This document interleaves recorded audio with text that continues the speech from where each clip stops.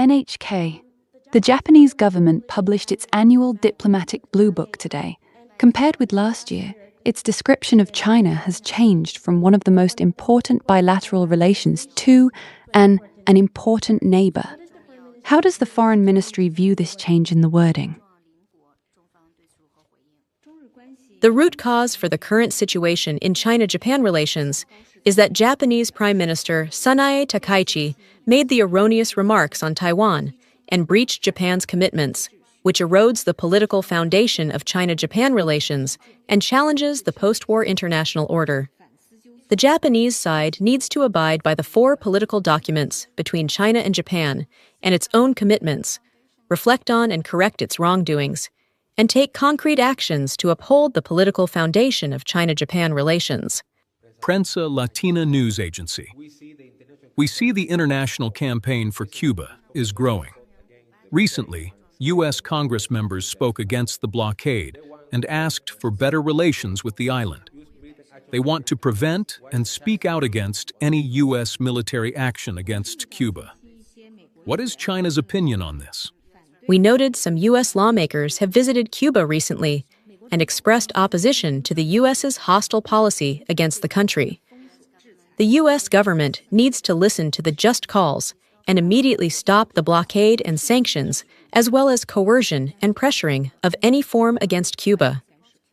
China stands ready to work with the international community to firmly support Cuba in safeguarding its national sovereignty and security and opposing external interference. The U.S. House Select Committee on China has recently published a so-called whistleblower email account on its website, asking academics, researchers, and university faculty and staff to report research partnerships involving entities tied to China's defense or industrial base. What is China's comment? Apparently, this so-called Select Committee has no scruples whatsoever in its attempt to suppress and contain China. In recent years, the U.S., by overstretching the concept of national security, has deliberately disrupted normal China-U.S. sci-tech exchanges and cooperation and wantonly gone after Chinese students and scholars. Such practices will only backfire and dampen the U.S.'s own innovation dynamism. Nippon TV. This is the second day of Foreign Minister Wang Yi visiting the DPRK. Will he meet General Secretary Kim Jong-un? Also, is there any information that the Foreign Ministry could share? Foreign Minister Wang Yi is visiting the DPRK, and the Chinese side has released some readouts on the visit. If there is more information, we will release it in a timely manner. Please check back for updates. Anadolu Agency. Israel continues its attacks on Lebanon, despite a ceasefire reached between the U.S. and Iran, which the mediator country Pakistan especially said will cover all conflict zones, including Lebanon.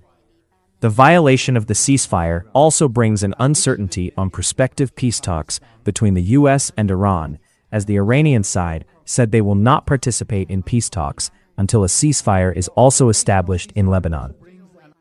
The ceasefire arrangement should help put an end to the fighting and restore peace and stability in the region. We call on relevant sides to resolve disputes through political and diplomatic means, remain calm, exercise restraint, and work for de-escalation in the region.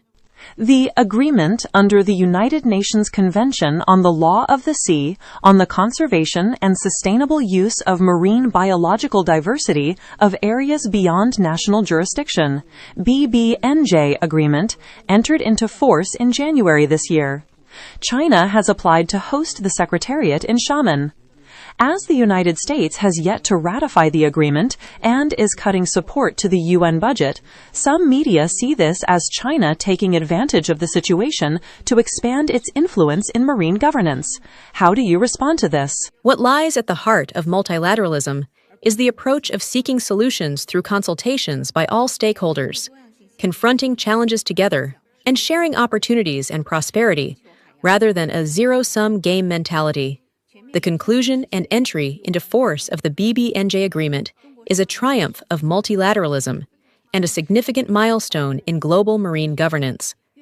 The full and effective implementation of the agreement bears on the common well-being of humanity.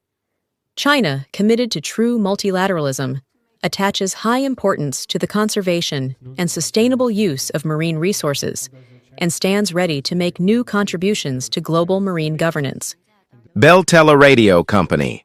How does the Chinese side assess the current state of Belarusian-Chinese relations, and do the economic ties correspond to the political ones?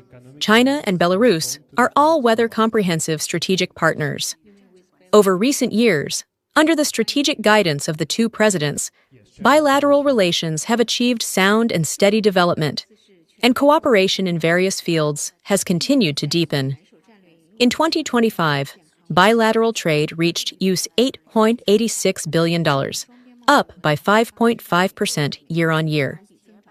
China stands ready to work with Belarus under the fundamental guidance of the important common understandings between the two presidents to promote the steady growth of bilateral relations.